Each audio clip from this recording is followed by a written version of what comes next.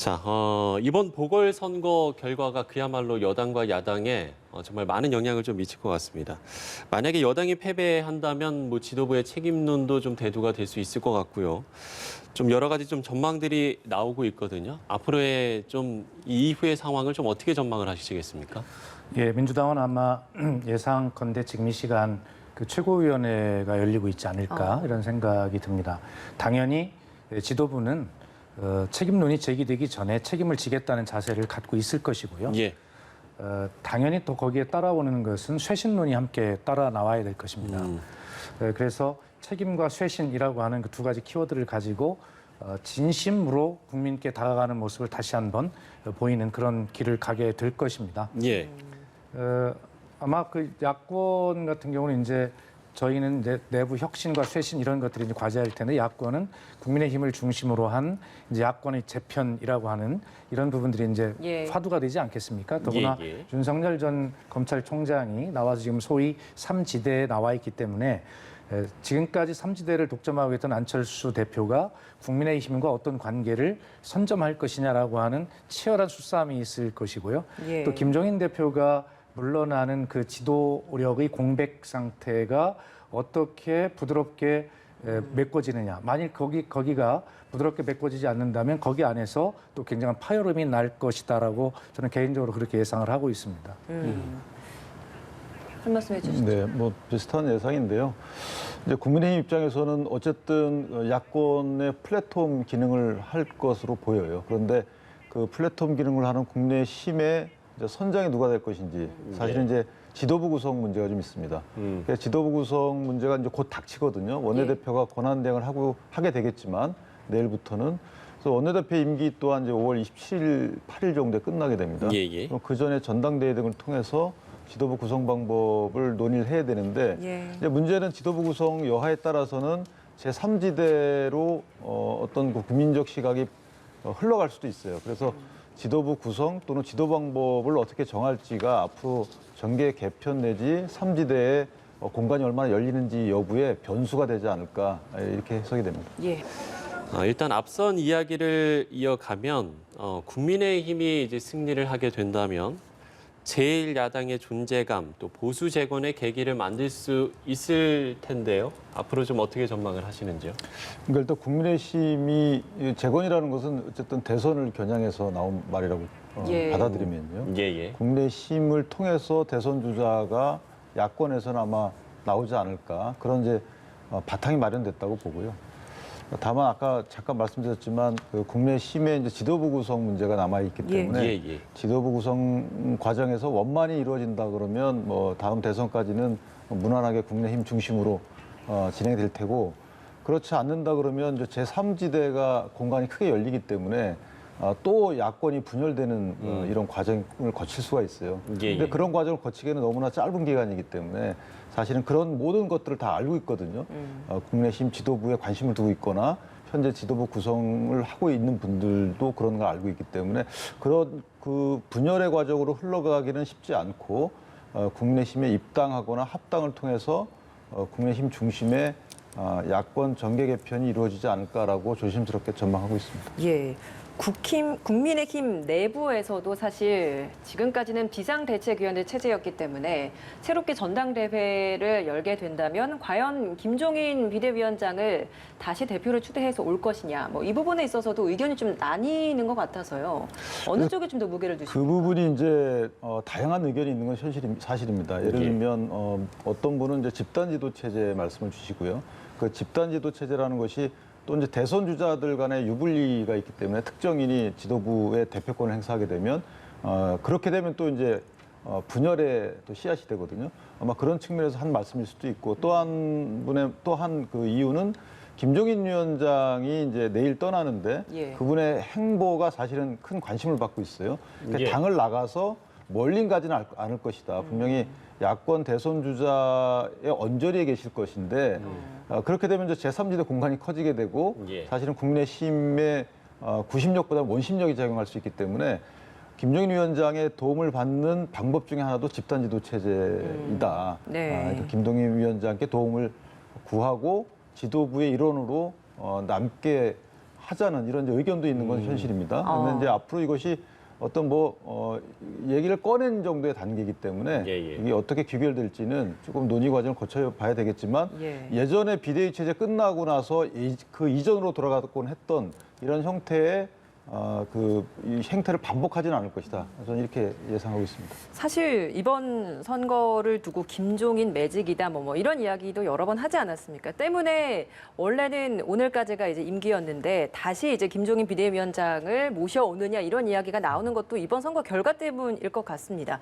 민주당의 입장에서는 이런 국민의힘 내부에서의 지도 체제 혹은 당 조직 정리 이런 부분 어떻게 될 거라고 예상을 하십니까?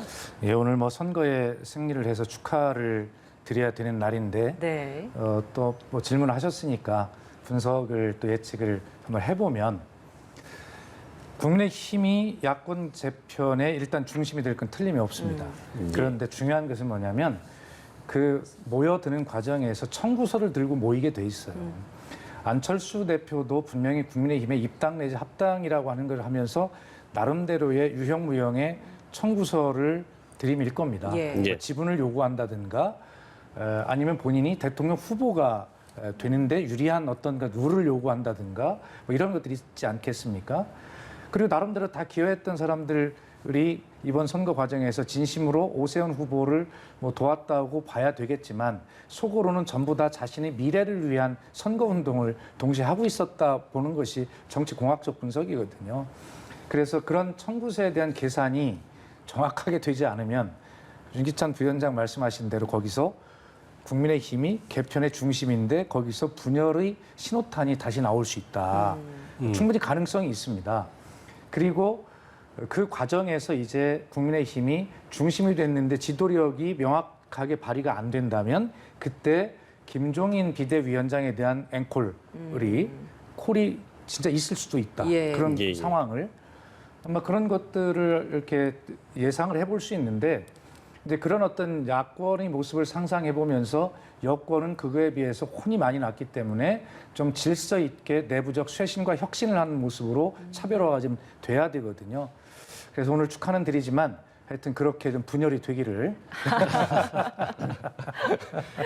네, 농담이신 것 같고요. 사실은 이제 거기에 국민의힘이 짊어져야 될 부분은 이제 공정 문제가 하나 또 있습니다. 그러니까 현 정부에 대해서 국민이 불공정 문제를 제기하고 있기 때문에 그 공정 문제를 어떻게 당의 정책 기조나 이런 것으로 반영할 것인지, 그냥 공정을 대변하는 인사들을 당내 인사를 어떻게 또 포용할 것인지 이거에 대한 이제 기본적인 문제가 하나 있는데 이것은 향후 이제 그 인사 어떤 외관을 갖추고 난 다음에 그 소프트웨어를 갖추면 다음 대권에서 상당히 행보가 좋을 것이다. 저는 이렇게 예상합니다.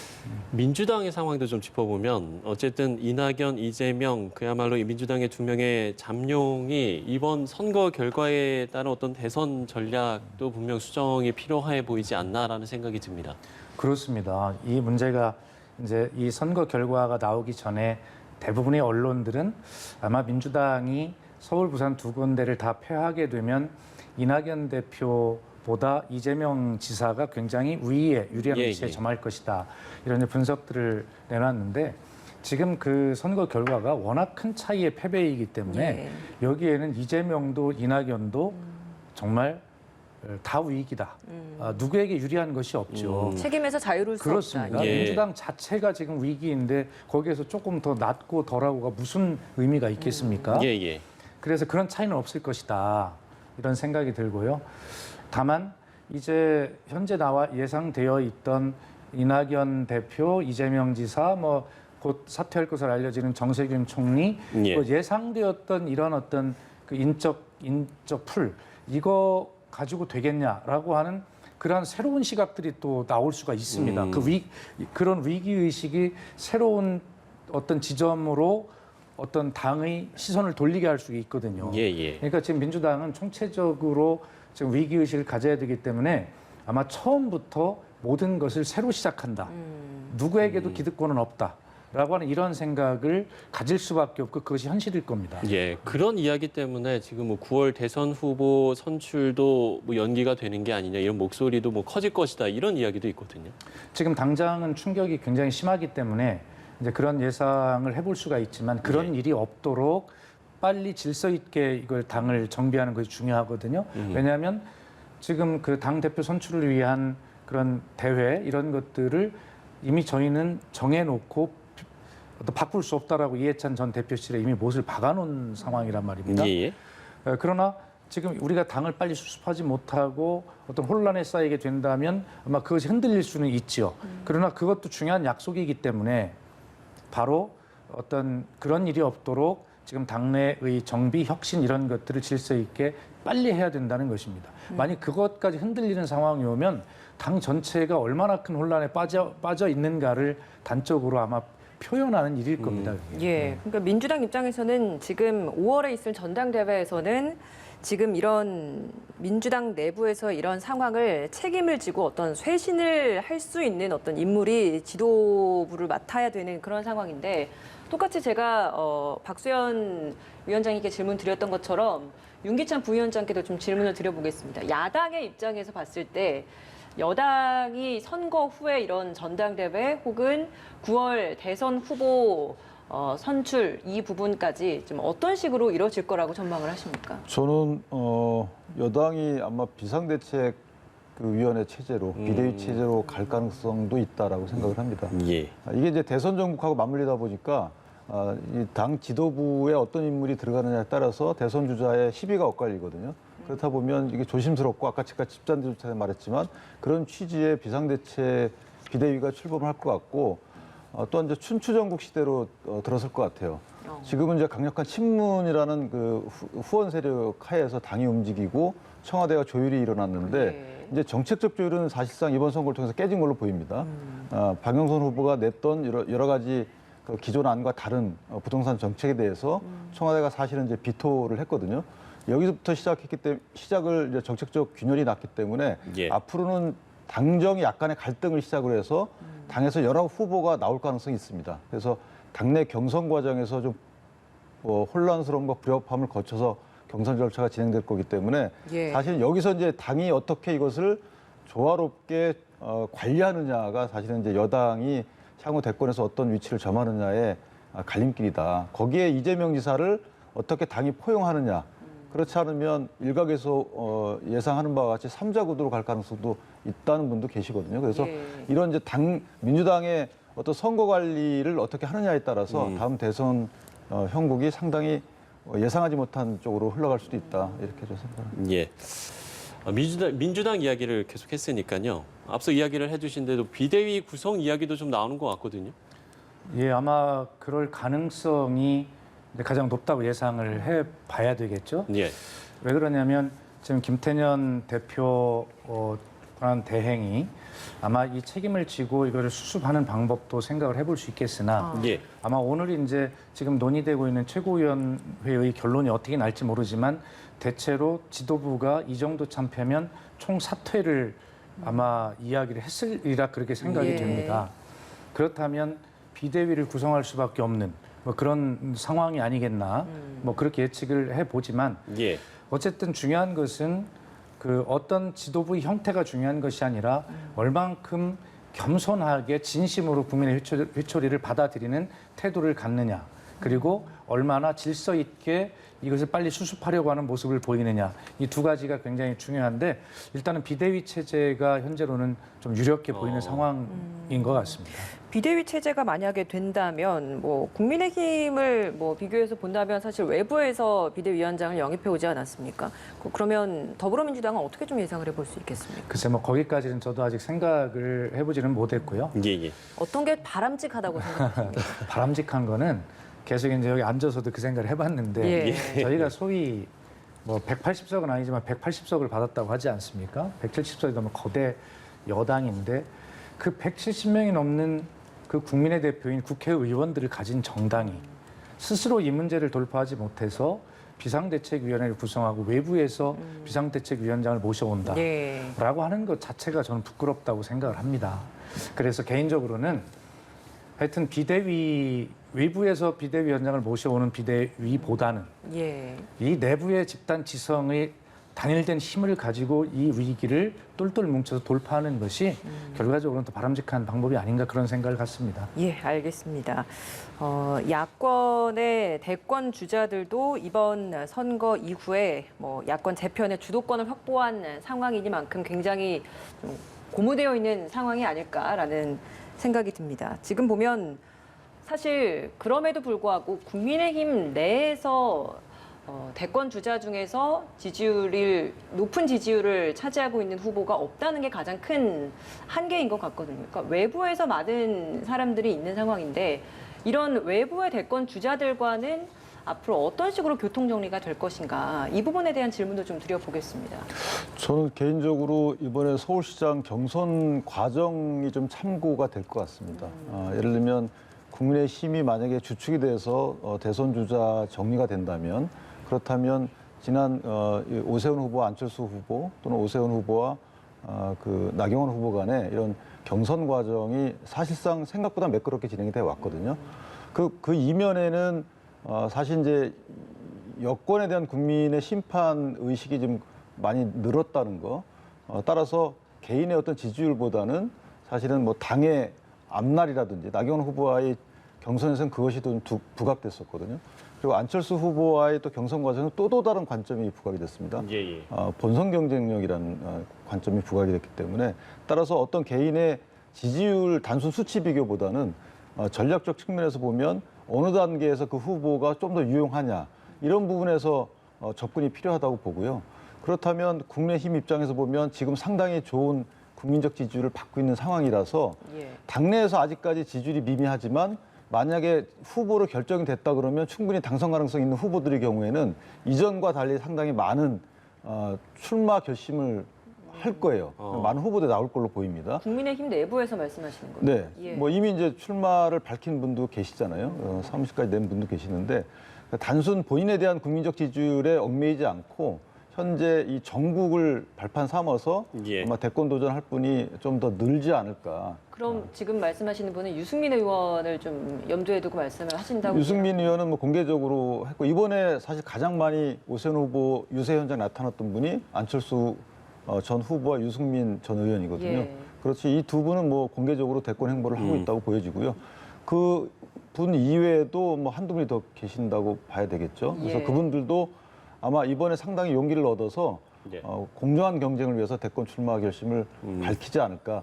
다만 예상보다는 좀 빨리 밝혀서 빨리 경쟁이 시작될 걸로 생각이 됩니다. 그렇지 않으면 사실 대세론이 나오게 되면 그분들 입장에서는 굉장히 힘들어지거든요. 그래서 아마 국내 당내에서 지도부 구성 단계부터 해서 아마 이 합종 연행을 통해서 세를 불리는 일부터 시작하지 않을까 이렇게 예상합니다. 예. 야당 대선 후보 선출까지의 전망, 네, 어떻게 보시는지요? 이게 정말 좀 걱정이 되는 게 대통령 선거가 이제 내년 3월 9일 아니겠습니까? 예. 그렇다면 대체로 한 6개월 전인 올해 한 7, 8, 90 요 사이에 각 당의 대통령 후보들을 선출해야 될 겁니다.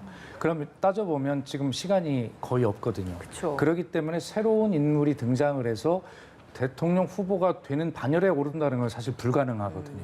현재 나와 있는 사람들 중에서 여야 모두 아마 거기 그 반열에 올라갈 가능성이 많다고 봅니다. 뭐 우선 그 하나를 전제로 하고요.